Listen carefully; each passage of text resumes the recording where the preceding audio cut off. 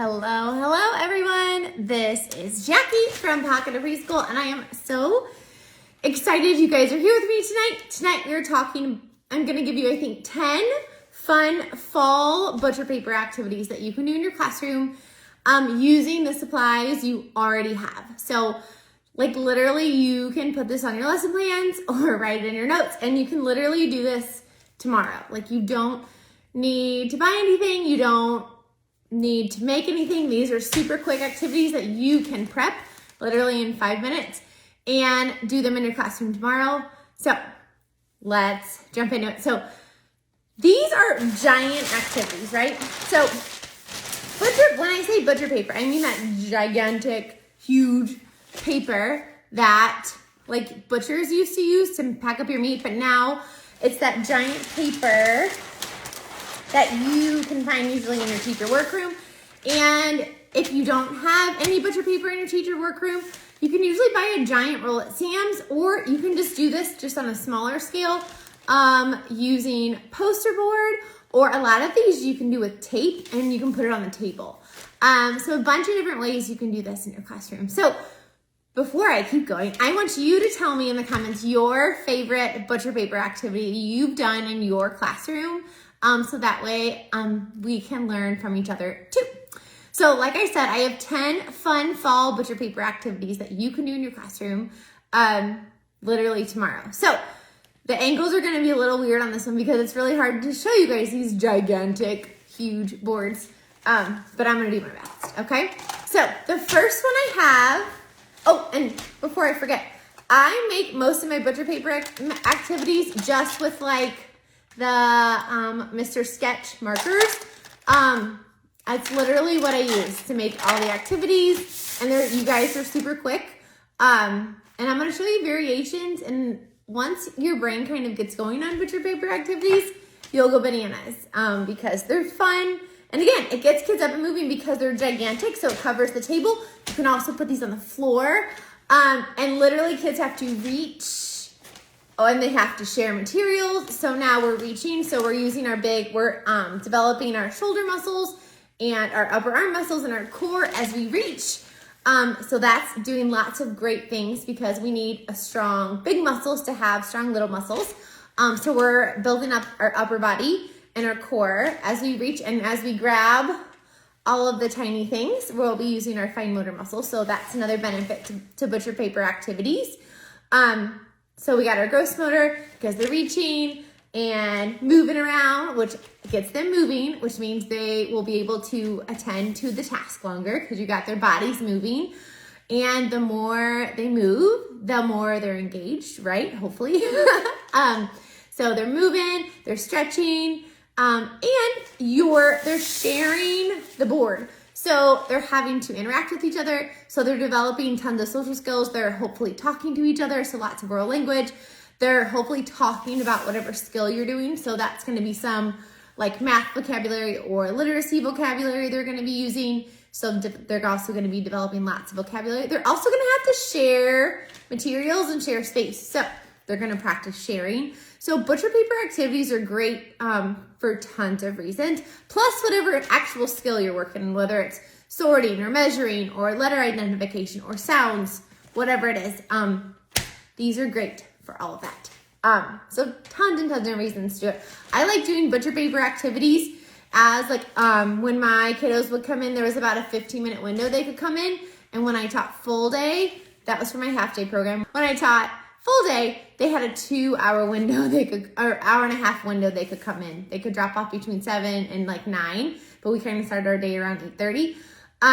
So this would always be a table activity because I feel like when you get them moving and learning, right when you get in the door, it helps them get some of that energy out, and it gets them interacting right off the bat, which I love.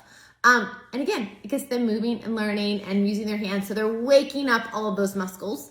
Big muscles that they need and little muscles they need to write. So let's get started. So the first activity is with leaves. So I have a yellow like circle leaf, I have a brown pointy leaf, I have a red pointy leaf, and then I have a green kind of oval leaf, and I have this orange-ish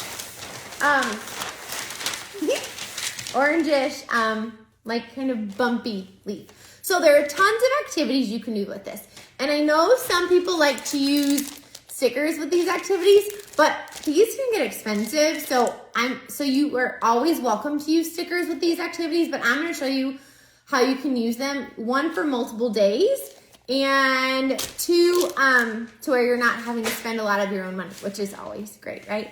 Okay, so we got our 5 different colored leaves, even though the green one's down here in the corner, even though you can't see it on the screen. So obviously you could do sorting, right? So grab whatever sorting materials you have. I have some pom-poms. I have these button counters. I love these because they stack, but they're also, they're great for patterns, but they're great for sorting. These you can find on my Amazon list, which is linked at the top or the bottom, wherever the links are. And these come in all the colors. So it has gray, white, black, and brown, which a lot of counters don't have. So these are great. These little baskets I got off Amazon too. So I usually just literally set it out. I would probably have one over there where you can't see, but these are just some like gems I have from Amazon. These are linked. These are from Amazon too. But literally, they're just sorting by color. Super, super simple. And they would come in and they see the baskets out.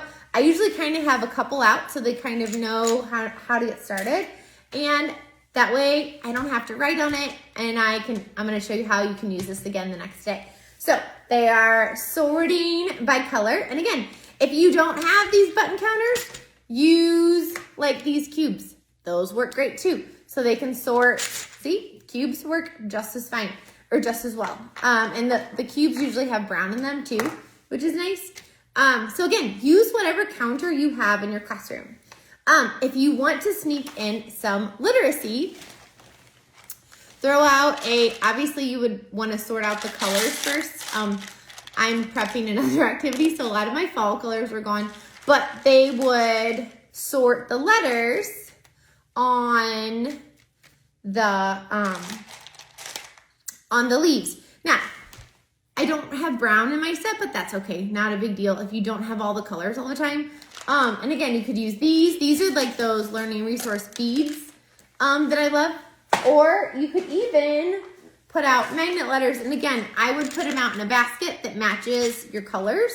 So that way then they could sort the letters, which hopefully then they will do what? They will start talking about the letters. Oh, I found an O, or this one looks like a circle, or this one's in my name, or, you know, my name's Jackie, so, oh, J, that's my name, right? Because sometimes, you know how at the beginning when they think that their one letter is their whole name, when they're just learning how to write their name and the letters in their name. So again, sorting, and you can sneak in letters if you want, so that's a really fun one you can do.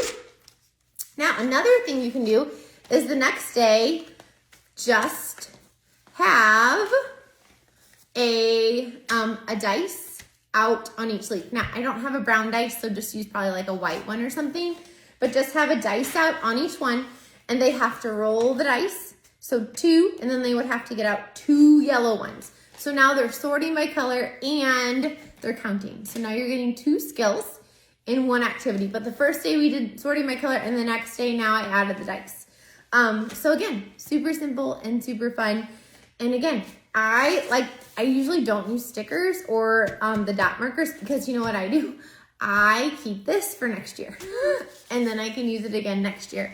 And I don't have to waste the paper. I don't have to re-prep it. Now, if you do cover these in like, let's say you wanted to cover them with like the dot stickers, or you can also cut up colored paper, hang this on your bulletin board and like just right at the top, literally in the marker, put sort by color, and then just put like literally color a border around, just trace the edge, and then you have a fun bulletin board that you guys did as a table time activity, and you can hang it on the wall.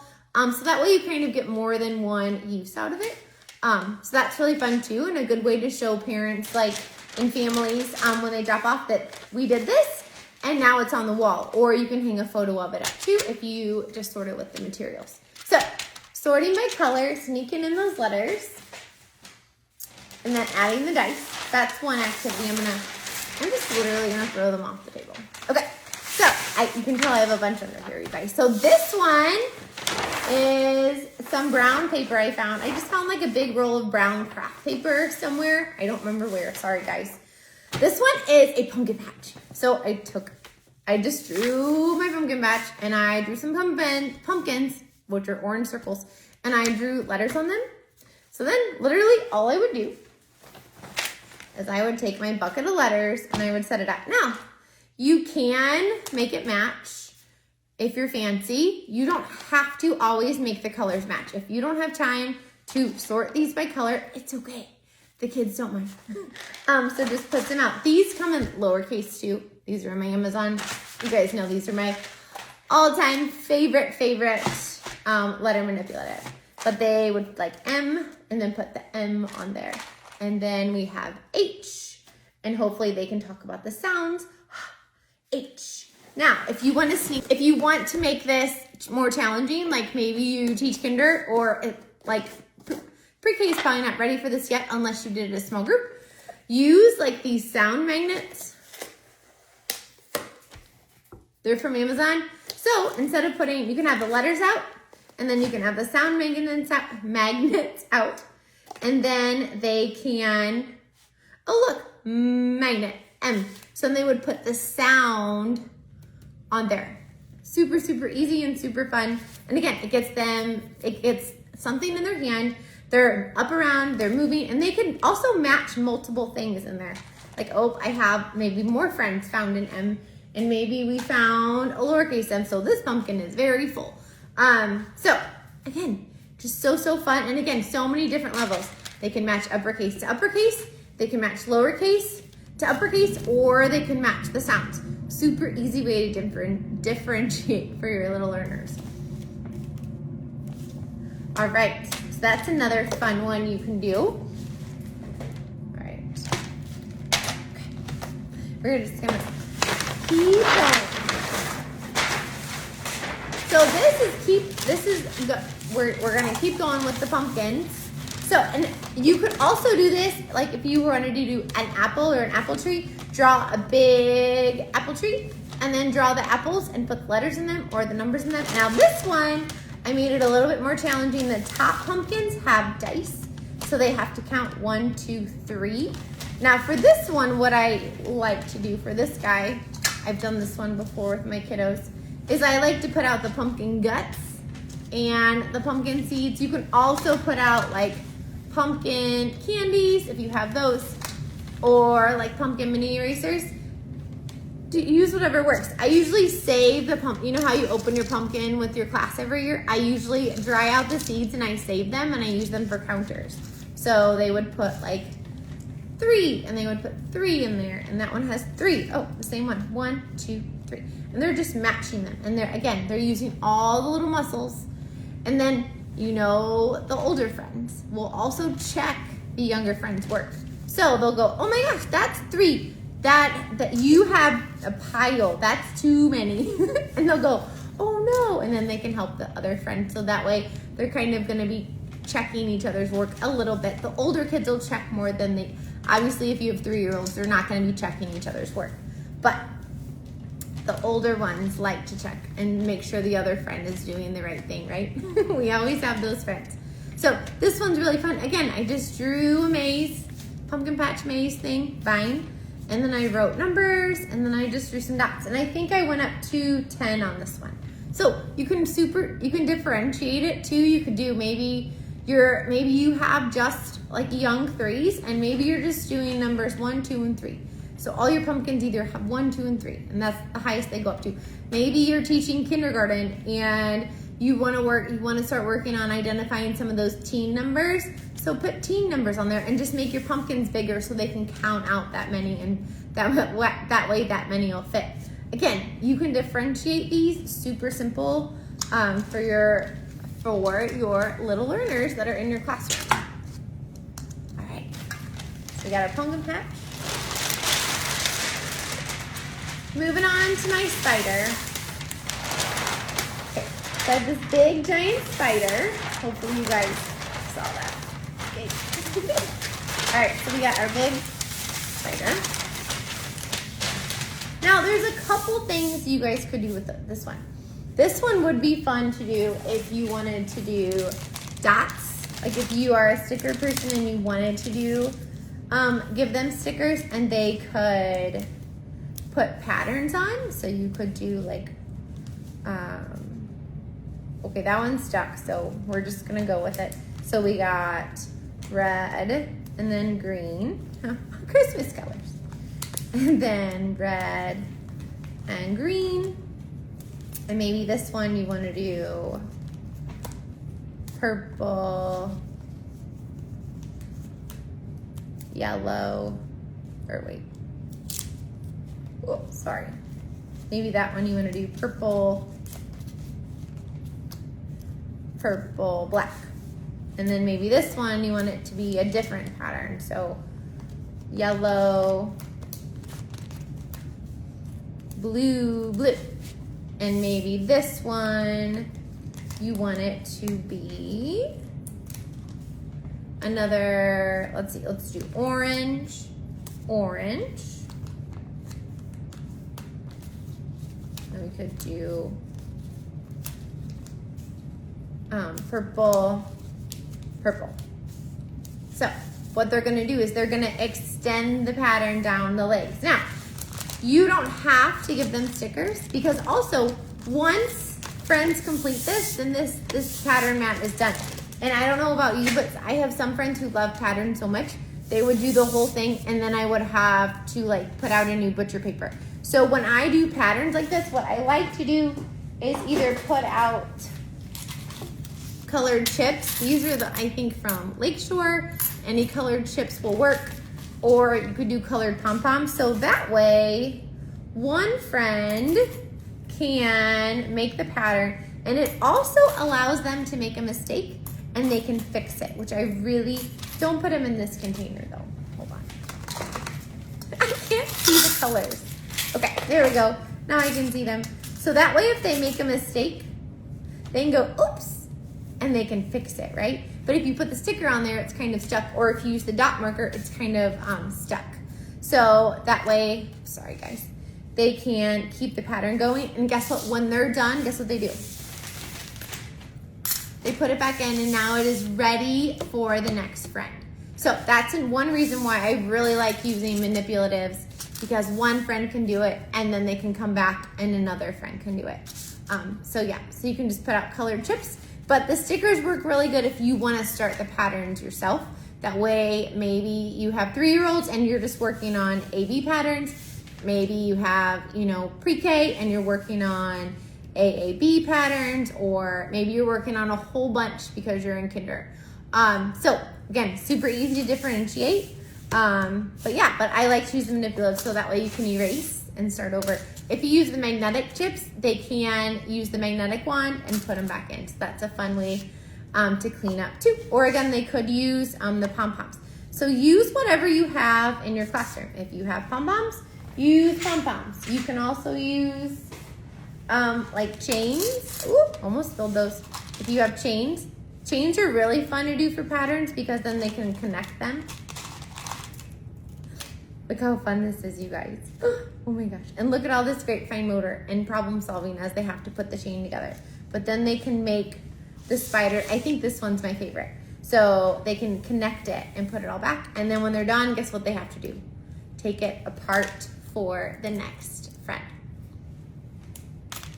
Great, great fine motor. So much fun. And my friends in my class always loved like the chains. They always loved those. Okay. So we got our spider little guy. Now, you could also too, like let's say you didn't have these on here. Let's say those are gone. You could also just put out like little spider manipulatives. And I love using eyeballs. Okay, you know what we're gonna do? We're going to use the other side. So, like for maybe the first day, you could do that. You could put out some dice. And then they can roll and they can put 3. 1, I always have them put it in their hand. 1, 2, 3. And then they put 3 on. 1, 2, 3. And then they can roll again. And they got 2. 1, 2. And then they put 2 out. 1, 2. But look at how much fun eyeballs are, you guys. these are like from like the craft store or something. Like how much fun are those? So you could do this day 1. They can just count, roll and count. And then the next day, they could do patterns. So now you got, again, 1 butcher paper, 2 activities. And when the stickers are done, these are pretty easy to pull off too. But I can't guarantee they'll pull off because you just never know. The time you want them to pull off is probably the time they won't, right? Okay, that's a fun spider one. Okay, this one is tricky to see, so I'm gonna have to hold it up again. Hold on, guys. Okay. Oh, I have a post-it note on this one. So I remember to tell you an idea. Okay, so I took stickers to start each line, and actually there's one on the other side too. So that way they kind of know where they're going. But it's all the different types of lines. So we have like a bumpy line, we have a zigzag, a straight across line. There's little stickers. We have the mummy is like a swirl, and then the bottom one is kind of like a spiral or a loop-de-loop. I call it. So we got a little pumpkin guy down there. So there's so many things you could do with this one. One thing that is really fun to do with these, where they're tracing, is if you have a wall. So when I would do stuff like this, I had to go in the hallway. So I would take a piece of butcher paper like this, and I would go into the hallway with my small group, or maybe, you probably have to do this with a small group unless you had multiple boards outside. But what you're gonna do is give them like crayons or markers. Markers are easy to clean. So you can give them markers because if they get them on the wall, it's okay. But hang this on the wall in the hallway and let them trace it because it'll be on a vertical surface. And when they're tracing on a vertical surface, they're having to use these big upper muscles, their shoulders and their upper arms to trace, because now it's not a fine motor movement, right? They're doing it as a gross motor movement because they're using their big muscles. So that would be like more of a gross motor-ish movement as they're tracing these big lines on the wall. And you're gonna have to have it down low because we got a bunch of them. So it's really fun to do on the wall. I would always do it like where it went like the length of the wall and do really long lines, so that way the kiddo, could just work on the lines that were in front of them, and then that way they had to squat down because the paper would be all the way down to the ground, and they had to squat down and use their leg muscles and trace the lines at the bottom. So they kind of just did like their section, and then you can hang it up or leave it up as families are coming in and out, and that way they can kind of see what you guys did. Now, if you wanted to do it in the classroom as a table activity, or maybe you don't have a wall that you could do that on, no big deal. So all you're gonna do is you're gonna put out a whole bunch of fun Halloween-y manipulatives. So maybe you could put out some candy corn. Maybe, hold on, let me see. There we go. You could put out candies. If you can't put out candies, no worries, you don't have to. You could put out the spiders again. You could put out more googly eyes. It's also really fun to put out witches' fingers with these, because guess what? They can then trace the line with the witch's finger, and that's really fun too. And then it doesn't make a mark, but these are so fun for them to put on. They love putting on the little witch's fingers. I think they come like monsters too, but that way they can trace the line with the witch's finger. And again, or they can make it with the Halloween themed erase or manipulatives. Now, if you can't do Halloween, no worries. Just put like some fall stickers. So put like a leaf and a pumpkin and maybe like an apple. Put different fall stickers right there and you're ready to go. Or maybe you could put like some like pumpkin patch type stickers, or put tractors there, and then These can be the tractor paths in like the hayride. You know, make up whatever you want. But it's really, really fun. Now, some friends are going to do what?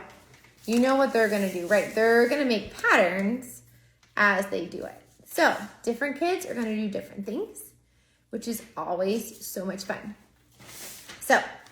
So simple. Again, super easy to prep. And if you guys don't have all the colored butcher paper, just use white. If that's all you have, it'll work. They don't care. They just like that you're doing a big, fun activity with them, and it's hands-on, and it's exciting. They get to interact with their friends, and they are going to love, love, love it. Sorry about that. Okay, so we got the Halloween trace, and again, if you can't do Halloween in your classroom, you can put tractors there, and it can be the corn maze, or just put some fall stickers there. This one, I gotta get this guy. Hold on. This is my skeleton. Oh my gosh, you guys. Make sure you go to Dollar Tree. I should work for Dollar Tree, or they should sponsor me.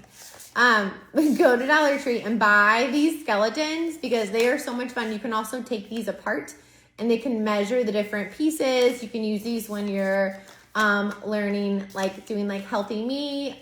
You can like make it into a puzzle, measure all the pieces. You can paint it, wash it, put it in the sensory table. So much fun. Anyway. So, once you have your skeleton, you're going to get out some bones. Now, if you don't have any manipulative bones, which I'm assuming most people probably don't, it's okay. Put out some Q-tips. Oh, I usually have some of these. So, don't forget, like I just did, have some cut in half. So that way they can make the circular shapes. Or the curvy shapes, I guess you could say. But like the straight shapes are pretty easy to make. But see how this one would be better if I had like a half. I actually have it in the... I actually have with all my Q-tips, I have a little basket. I just grabbed the wrong one. It has full Q-tips and half Q-tips because I love using these as bones for manipulatives. But you guys, I just literally wrote all the letters on here. And now, look, all they're doing is making letter. So they can make the letter with bones. You could put out some markers and they could also trace the letter and make, like rainbow trace it. So they could do that too. Up to you. They could also, you could put out the sound magnets if you want them to work on beginning sounds. You could also use any like sound, like letter cards you have, but I just love the magnets because they're just like 3D and they're more fun. So much fun. So yeah, so you can either make it like a fun letter game. You can have them make the letters. So like a letter formation, kind of like a fun handwriting. Or if you wanted to, now again, you could do this the first day where they're making the letter with the bone. So it's more of a handwriting activity or letter formation activity. And then maybe the next day, oh, I know what I was going to grab. I can't reach it. I like to use letter tiles for this one just because they're white. But if you don't have letter tiles, again, magnet letters will work. But they can match the letters to, and they're lowercase in here, to the letters on the board. So we're matching letters. This is uppercase, lowercase. So 2 days of activities for one thing. So letter formation when they're making the letters or they can trace them. And then, or the first day you can have them match the letters on the board. So it's more letter identification. So again, 2 different objectives for one day of prep or like a 5-minute prep, right? And our little skeleton man. He's so fun. Okay. Okay, so, I have trouble tearing the paper. But this one, we are going to measure broomsticks. So I just put some little witch stickers on here just to add it, to make it a little bit more fun. Now, you can put out whatever counters you want. So if you have pumpkins, you could put out, I lost my cubes. I don't know where my bucket of cubes went. Okay, I lost it. But, or you could put out cubes so that way they could measure and put together how many cubes. They could also measure with pumpkins or mini erasers, eyeballs, whatever you have. If you have these spiders would be really fun to measure. And then you can also put on here which one is the longest. So hopefully they'll be like, oh my gosh, look how many spiders this took. Oh my gosh. And then they can count them and see how many. But this is a really fun activity to get them, again, up, moving, stretching, talking to each other for a non-standard measurement activity. And again, non-standard measurement is just when kiddos are measuring by repeating the same object. So they're going to want to measure the same object with the broomstick with the same thing. So don't use like a spider and a pumpkin. So have them pick the same thing. So they can measure with cubes, mini erasers, spiders, again, whatever you have in the classroom. And you guys, how easy is that to prep? I just drew some broomsticks on there. I used the block as a ruler to make sure they were straight. And then you're ready to go. Now, if your students are not used to activities like this, one way to kind of get them started is to have, I just took it off, is to have one done for them. So like when they come in, have the different baskets of things. These would be like in a basket. Here we go. Hold on. So we would have all the cubes in there. So they would have all the different things they could measure with and have one kind of done for them. So that way when they come in, they're like, oh, we're putting these on the line. Like, oh, okay. They don't need any fancy picture directions. Just have one kind of done, and then they'll know kind of what to do for the activity. And once you start doing butcher paper activities, they're gonna come in and be like, oh, wow. And they're gonna be like, and they're gonna automatically know what they're supposed to do because they're used to these big fun activities. And again, if you wanna spice up your paper, I love adding stickers just to kind of add a little extra fun. Now, this is one, I think this is my my butcher paper activity that went viral a couple of years ago. But this one is, I think, my favorite. Now, this one's a little bit smaller. The one I did it in my classroom, I did like a huge one and it took up the whole table. This is kind of mini, so I could show you guys. But again, I just drew this turkey with some markers. And then I love for this one, because it's the same color, I love using magnet letters for this one. So they are just going to sort the magnet letters by color. And then they'll be all filled up at the end. But you're going to have some great conversations about letters and letter sounds. They're going to talk about letters that are in their name, that are in their friends' names, and their parents' names. Again, lots and lots of great conversation and oral language because they learn so much from each other. And if they don't know the letter, they'll say, oh, do you know what letter this is? Oh, that's M, like mom. And they'll start talking to each other about the letters. And once they start doing these activities, they'll get used to talking to each other and engaging with each other for these activities. Now, if you don't want to do a turkey, what is something else you could do? You could do a big spider web and have different spiders that have an orange spider and a red spider and a yellow spider. So again, you can do these activities with so many different concepts. It doesn't always have to be the one I'm doing. And then my kiddos love that activity so much. They told me, they're like, do one with numbers, Miss Jackie. I want to do it. I want a numbered turkey tomorrow. So I was like, okay, I got you. So I put out magnet numbers so that way they can sort the magnet numbers, right? And then I also put out chains. I like chains because they again stick together so they can count three, and they can put 3 on there. So you can do chains, magnet numbers, or my favorite are dominoes. So this one is 5, so then that one will go on 5. Again, the colors aren't really gonna matter for this one. It's gonna be more the number.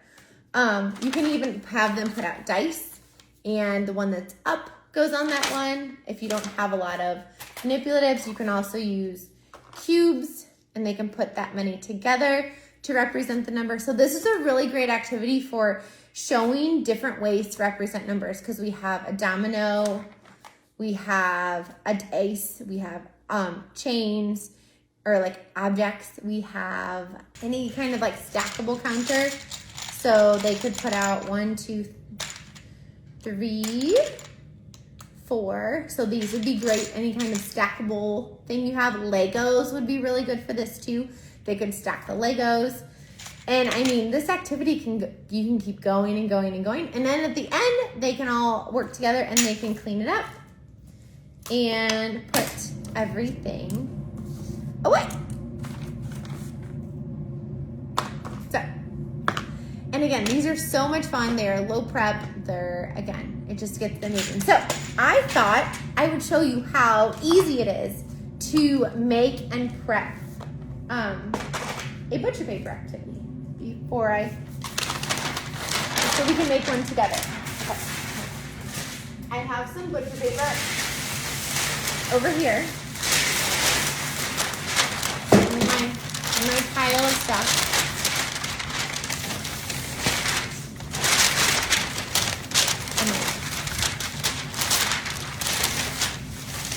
Sorry that was so loud, you guys. It would not straighten out. Okay, so I thought of a fun one for Halloween. So what about some little ghosts? So you could do a black ghost, and you could do,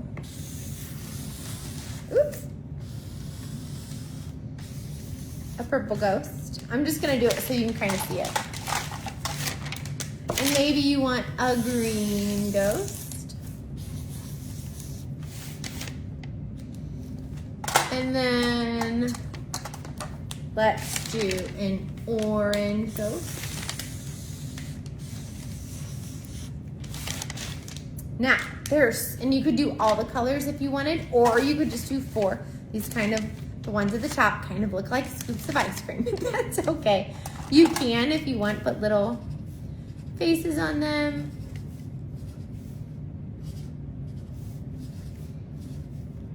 To add a little bit more fun. So they know they're a ghost. And you guys, I am not a good artist. And the kids not once have made fun of my drawing abilities. So, and again, just Mr. Sketch Markers. So, what are some activities you could do with this? You could put a dice in each one. I need a white dice, but I don't have one. We're just gonna pretend that one's white. And then you could put out maybe some like eyeballs. Or my eyeballs. Some eyeballs. So they could roll the dice, 4, and they could put 4 eyeballs in. Those are stuck together. 1, 2, 3, 4. So they could just fill it up. Or 3. Now, you could do that counting, or again, I thought I made a little like thing of Halloween colored things and I forgot. You could take pom-poms and they could do the same thing. So they got 3 and then they would have to put 3 purple in. This one is, maybe I got 2. So I'll have to put 2 in that one. Okay, so they could roll. And again, it's just little pom-poms, nothing crazy. Something you already have in your classroom. Maybe you don't want to do counting. Maybe you want to do letters. So now they're gonna sort the letters by color.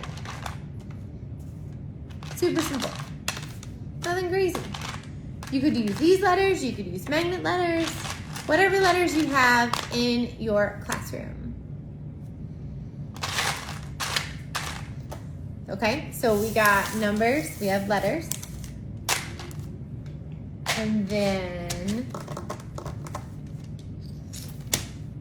Yeah, you could also make a whole bunch of little ghosts and put letters or numbers on them. You could do that too. Now, I forgot to tell you guys about this one. So you can also use things like maybe that are like a ghost like this, and they can just trace the outside with something that's that color and small. And again, if I set this up for my kiddos that morning, I would have obviously the colors that match in here. And maybe I would just have some of them started for them. So maybe I would have some green ones on the green, right? And I would have some of it started so that way they would kind of know what to do. So now they're just sorting by color, but it's a little bit trickier because now they have to put it on the outline, right? So it's just a little bit trickier. So you could do that too. You could also, I forgot about this one.